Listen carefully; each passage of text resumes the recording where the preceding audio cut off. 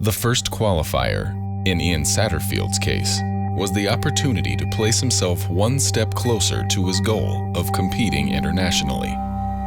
Coming off a second-place finish at the AVP Next event the week prior, Ian had solid momentum going into the NORCECA. However, Ian's body had other plans. Yeah, I started getting a little groggy and short-tempered that Friday night at work, and then next thing I know, I had a fever that night once I got off, and it kind of all made sense.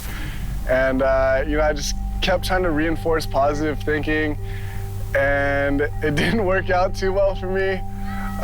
By that Sunday, I was worse than ever, and I just had to put my ego aside and be like, all right, I gotta go get this checked out. By the time Monday night came around, I had to call the tournament director and call my partner and be like, hey, I would totally play in this tournament, but I've got a really bad case of the flu. It was a pretty big week for us. I was supposed to have a tournament that Sunday and then another tournament for NORCECA qualifier on that Tuesday, which is huge in the big scheme of my goal is to play international ball. It was a little frustrating for sure. Opportunity is a word often heard in professional sports. Athletes train non-stop, all in an effort to seize it when it surfaces.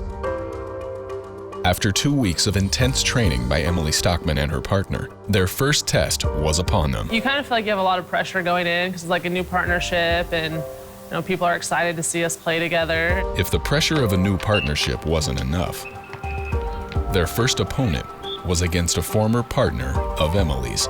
I used to play with Tracy, and then we played against Whitney, so we had a game plan and a strategy against them, and they know your strengths and your weaknesses, so you always have to take that into consideration, kind of being better at your strong points than them picking at your weak points.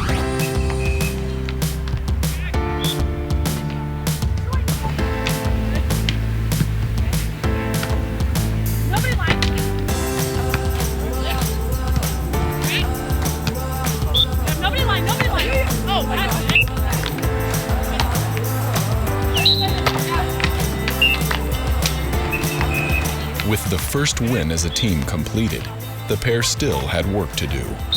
Needing to win the next match to advance to the finals, Emily would once again face off against another former teammate.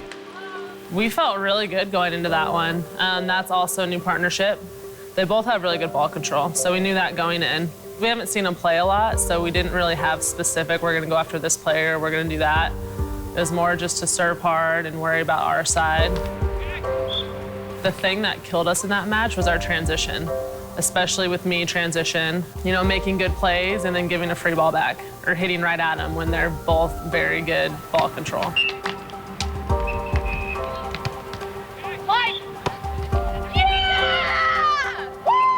The momentum was slowed by a tough loss in the grueling heat. However, the duo had little time to reflect. They still had a chance to take third place. Going into our second match, it was like, okay, do better there, take the things that we didn't do well in that match and try and improve those things for our last match. And how'd that one go? Awful. Yeah, it was the worst match we had all day. It was exhaustion kicking in and in the heat and everything. It's just mentally staying strong, because you're gonna get physically tired and all that stuff, but if you're mentally strong, you can stay physically strong. And that's kind of where we broke down in that match. I know for both of us, when we come in hard and we swing high, no one's gonna stop us. It's once we get in, we get timid or we just come in soft, and that's when things don't go our way. Ian and Emily have been confronted with adversity in the third week of preseason. With another NORCECA qualifier in 2 weeks, the question remains, how will Ian and Emily respond in week 4?